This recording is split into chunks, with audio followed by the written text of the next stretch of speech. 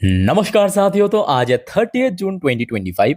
दोस्तों, सबसे पहले आप मेरे बात को ध्यान से सुनिएगा।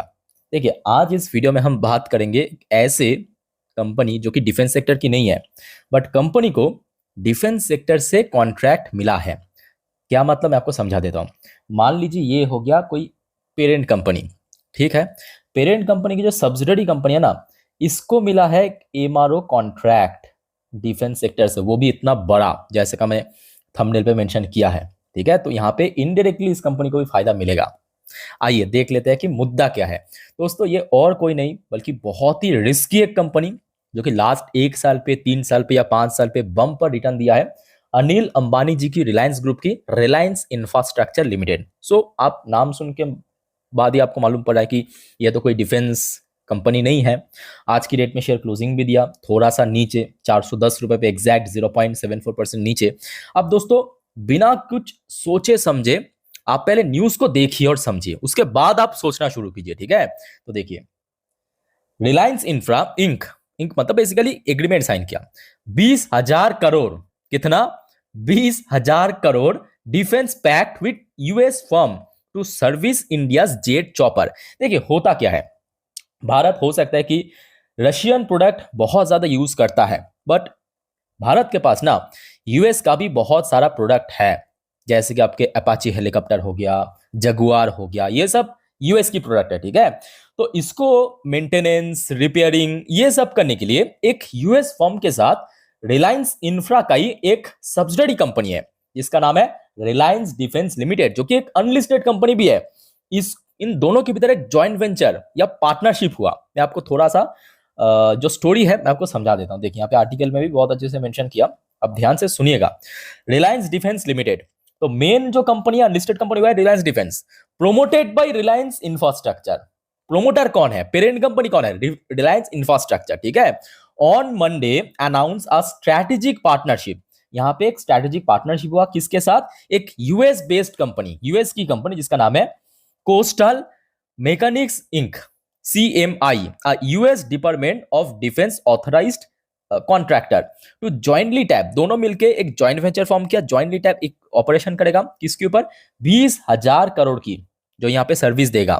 ठीक है, 20,000 करोड़ की बेसिकली एक एमआरओ एमआरओ एमआरओ कॉन्ट्रैक्ट मिला, मतलब मेंटेनेंस करेगा, रिपेयर करेगा एंड ओवरहॉल। ठीक है, एंड अपग्रेड्स, बहुत सारी चीज को जो पुराने बोल सकते हो कि चीज है उसको और टेक्नोलॉजी वाइज अपग्रेड करेगा। और जिसके चलते कल दोस्तों, रिलायंस इंफ्रास्ट्रक्चर, जिसके डिफेंस के साथ मतलब कोई डायरेक्टली कनेक्शन नहीं है, बट इनडायरेक्टली कनेक्शन होने के साथ ये शेयर कल फिर से रडार में आने जा रहा है। अच्छा, और आसान भाषा में आपको समझा देता हूँ। देखिए, यहाँ पे क्या कुछ करेगा, पहले आप समझ जाइए चीजों को। ठीक है, ताकि आपको एकदम क्लैरिटी मिल जाए प्रॉपरली। अंडर द एग्रीमेंट, तो एग्रीमेंट में क्या हुआ है अल्टीमेटली?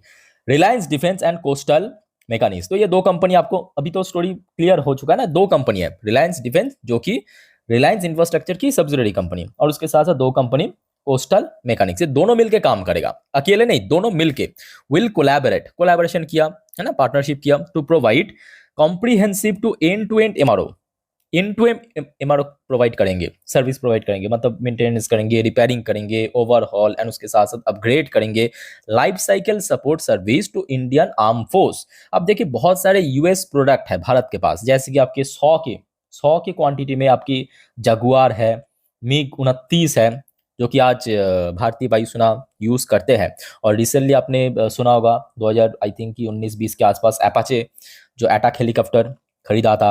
उसके साथ साथ कुछ और देखिए, L-70 डिफेंस गन हो गया, ये सब यूएस बेस्ड प्रोडक्ट। ठीक है, तो इसको मेंटेनेंस करेगा, रिपेयर करेगा, ऐसे कुछ प्रोडक्ट जो कि बहुत ही पुराने जनरेशन की है उसको अपग्रेड करेगा पार्ट बाय पार्ट। तो ये सब चीज करेगा, और जिसके चलते भारत सरकार की तरफ से 20,000 करोड़ का दोस्तों कॉन्ट्रैक्ट साइन हुआ ये दोनों कंपनी के भीतर। तो यहाँ पे मुद्दा जो है ना, डायरेक्टली नहीं है, यहाँ पे मुद्दा जो है घुमा के इनडायरेक्टली, बट फायदा तो मिलेगा, क्योंकि सब्सिडरी कंपनी अगर इतना बड़ा कॉन्ट्रैक्ट मिलता है तो ऑटोमेटिकली उसका वैल्यूएशन बढ़ेगा, और वैल्यूएशन जैसे बढ़ेगा फायदा किसको मिलेगा? उसके पेरेंट कंपनी को। ठीक है, और यही रीजन है, आज से तकरीबन एक हफ्ता पहले की बात है, शेयर में जो ये जो मूवमेंट आपको देखने को मिल रहा है, रिलायंस इंफ्रा के शेयर में आप देखिए 384 से लेके सीधा सीधा 422 तक पहुंच गया था ना। रिसेंटली देखिए, एक और कंपनी को ऑर्डर मिला था, ये देखिए, आपको मैं दिखाता हूँ इसका प्राइम एग्जांपल, ये लगभग एक हफ्ता पहले की अपडेट है, ये देखिए 25 जून की अपडेट है, बहुत पुराने नहीं, आज 30 जून है, 25 जून की अपडेट है। ये देखिए, Reliance infra share hit 5% upper circuit hit किया था उस दिन आफ्टर सब्सिडरी। कौन सा सब्सिडरी? वही रिलायंस डिफेंस। ठीक है, रिलायंस डिफेंस को मिला था कहां से? जर्मनी की कोई भी एक डिफेंस फर्म की तरफ से, कोई भी डिफेंस कंपनी जर्मनी की, 600 करोड़ की एक एक्सपोर्ट ऑर्डर। ठीक है, जिसके चलते ऑलरेडी हमें देखने को मिल गया था इतना बढ़िया इंपैक्ट। सो आप जरा सोच के देखिए कि कल शेयर में कैसा मूवमेंट हो सकता है। मुझे बताने की जरूरत नहीं है, ठीक है, बट हाँ, एट द सेम टाइम मैं आपको ये भी कहूंगा, share is very very risky, very very risky. तो ये बात भी आप अपने दिमाग पे घुसा के रखिए, ठीक है। अब हो सकता है कि लास्ट 1 साल में अच्छा रिटर्न दिया है, 5 साल पे भी अच्छा रिटर्न आपको दिखाई दे रहा है, बट मैक्सिमम रिटर्न्स की प्रोफाइल अगर आप देखेंगे, शेयर अल्टीमेटली 2008 या 10-11 पे भी बहुत अच्छी पोजीशन पे था।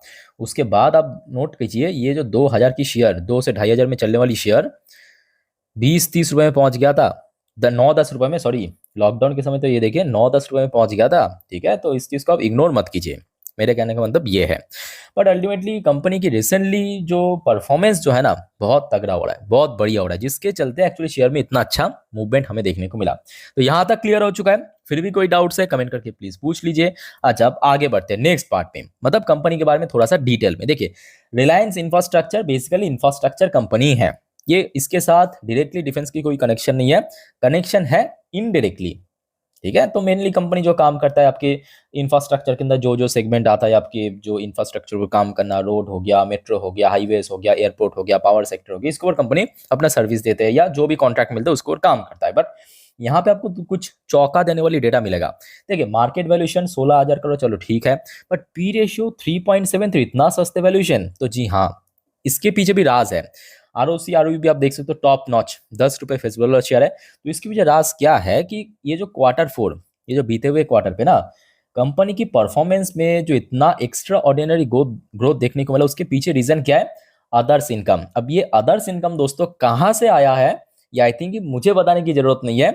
ये जो बीच बीच में कंपनी इतना जबरदस्त प्रॉफिट गेन करता है ना, ये अदर्स इनकम बेसिकली और कोई नहीं बल्कि रिलायंस इंफ्रा की सब्सिडरी कंपनी रिलायंस डिफेंस को जो भी ऑर्डर मिलता है, वो सब अदर्स इनकम या एक्सेप्शनल आइटम में कैलकुलेट हो जाता है। और जिसके चलते अल्टीमेटली अगर आप देखेंगे, अदर्स इनकम कंपनी की कितना था? ऑलमोस्ट 9,000 करोड़ के आसपास, 8,949। और कंपनी की मेन रेवेन्यू आप देखिए, उसके आधा भी नहीं है, उसका आधा भी नहीं है। ठीक है, जिसके चलते अल्टीमेटली कंपनी की प्रॉफिट में जबरदस्त गेन हुआ। कितना? 8,262 करोड़। ठीक है, और Q2 पे भी हमने देखा, ये देखिए 4,195 करोड़, यही रिलायंस डिफेंस की वजह से। और जिसके चलते कंपनी की जो ये क्या कहते हैं इसको, अर्निंग पर शेयर, ईपीएस, इतना ब्रॉड हो गया। तो कंपनी की पी रेशियो जो है ना शेयर की, वो एकदम ड्रॉप हो गया, एकदम कम हो चुका है। ठीक है, यहां तक क्लियर हो चुका है ना। पर इसके पहले अगर आप कुछ रिकॉर्ड ट्रैक करेंगे ना, रिकॉर्ड चेक करेंगे, कंपनी बहुत ही ज्यादा, मैं कहूँगा रिस्की कंपनी। खास करके आप देखिए कंपनी की परफॉर्मेंस में, देखिए बहुत ज्यादा मतलब इरेगुलेटरी आपको देखने को लगा, कोई प्रॉपर सस्टेनेबल ग्रोथ नहीं है। ये पूरे फाइनेंशियल ईयर की डेटा मैं आपको दिखा रहा हूँ, कभी कभी कंपनी को नुकसान भी होता है, उसके बाद देखिए कंपनी थोड़ा सा बेटर परफॉर्म करता है, फिर से देखिए लॉस लॉस लॉस, फिर से इस क्वार्टर मतलब इस फाइनेंशियल ईयर में बहुत अच्छा गेन किया। ठीक है, सो ये सब चीज़ आई थिंक कि आपके दिमाग में होना चाहिए। अच्छा, उसके अलावा आप शेयर होल्डिंग पैटर्न की बात करें, रिसेंटली हमने देखा कि रिलायंस इंफ्रा ने जो प्रोमोटर है उन्होंने अपना स्टेक को इंक्रीज किया है, खास करके ये Q1 पे, जून क्वार्टर में। बट इसकी स्टेक मतलब एफएस की स्टेक अगर हम बात करें, थोड़ा सा माइनर चेंजेस हुआ या डिक्रीज हुआ, आप कह सकते हो। ये डीआईएस की स्टेक भी थोड़ा सा डिक्रीज हुआ, बट अल्टीमेटली क्योंकि प्रोमोटर ने स्टेक इंक्रीज किया, तो यहाँ पे जो बाकी शेयर्स था वो भी खरीद लिया। ठीक है, मतलब जो पब्लिक के पास था वो भी थोड़ा बहुत खरीद लिया। ठीक है, तो ये हो गया आपका प्रोमोटर की अपडेट। अच्छा, इसके अलावा एक डेट की स्ट्रक्चर भी आप देख लीजिए, कोई भी कंपनी की जो डेट कितना है, हाथ में पैसा कितना है, वो भी इंपॉर्टेंट है। तो कंपनी के हाथ में कैश एज सच नहीं है, 182 करोड़ की कैश लेके बैठे, बट हाँ कंपनी को आप देखिए अगर ठीक ठाक ऑर्डर या कॉन्ट्रैक्ट मिला तो कैश बढ़ सकता है। अच्छा, डेट कंपनी के ऊपर है लगभग 3,000 करोड़ की ऊपर, इसके ऊपर डेट है। ठीक है, 3,059 करोड़। तो ओवरऑल बात करें, रिस्की कंपनी है, बट कभी कभी कंपनी की जो सब्सिडरी कंपनी रिलायंस डिफेंस को एक बढ़िया ऑर्डर मिल जाता है, कभी कभी हमने देखा, वो कभी कभी है, तो उसको हम पूरा पकड़ नहीं सकते कि हमेशा मिलेगा, नहीं, कभी कभी मिल जाता है अच्छा खासा ऑर्डर, तो शेयर में एक बहुत अच्छा गेनिंग होता है। सो आज की डेट में कारोबार भी अच्छा था, 61 लाख की वो शेयर ट्रेड हुआ। अब उसके साथ साथ एक और नेगेटिव फैक्टर आप देख लीजिए, ये जो शेयर है ना रिलायंस इंफ्रा, ये बी लिस्ट में है। What is B list? देखिए, आपने सुना होगा एएसएम लिस्ट, है ना। एएसएम लिस्ट की बहुत सारे कैटेगरी होता है, एएसएम 1 2 3 4। एएसएम लिस्ट की जब कोई शेयर स्टेज 4 में पहुंच जाता है उसे बी लिस्ट में रख दिया जाता है। बी लिस्ट में क्या होता है, वहां पे एक्सट्रीमली सर्वेलेंस में रखा जाता है और उसमें हमेशा सर्किट लग जाता है 5% का, और वो तोड़ता नहीं है। ठीक है, मतलब एक टाइप का बोल सकते हो कि एक्सचेंज ने इसको एकदम जो एकदम खतरनाक क्रिमिनल उस केस में डाल दिया, बी लिस्ट में डाल दिया। ठीक है, बाय द वे जोक का पार्ट। सो रिलायंस इंफ्रा की अगर हम बात करें, कल इसको नजर रखिए। अब देखिए अगर सर्किट लगा तो लगभग कोई 5% के आसपास लगने का चांस है, अदरवाइज शेयर में गेनिंग होने का ही सबसे ज्यादा चांस है because of this news. Okay, अच्छा दोस्तों, और कोई आपका डाउट्स है, कंफ्यूजन है, कमेंट करके बताइए। बाय द वे, वीडियो को वाइंड अप करने से पहले एक और इंपॉर्टेंट अपडेट मैं आपको देना चाहता हूं। अभी अभी देखिए यूएस मार्केट ओपन हुआ, और यूएस मार्केट ओपन होने के साथ साथ डॉ जोन्स के अंदर बढ़िया मूवमेंट, इवन नैस्डैक के अंदर भी बढ़िया मूवमेंट देखने को मिला। नैस्डैक अपना ऑल टाइम हाई को आज फिर से अचीव किया, उस लेवल के आसपास ट्रेड भी करा है। ठीक है, तो दोस्तों ये सब कुछ अपडेट और भी कुछ इंपॉर्टेंट इकोनॉमिकल डेटा सब कुछ मिला के आज रात की 10:30 के वीडियो में हम कवर करेंगे, याद रखना। तो दोस्तों चैनल को सब्सक्राइब करके जरूर रखिए, और आज रात की 10:30 की वीडियो देखना मत भूलेगा इसी चैनल पे। ठीक है, सो इस वीडियो को वाइंड अप करता हूँ, मिलते हैं नेक्स्ट वीडियो में। टेक केयर, बाय बाय, जय हिंद।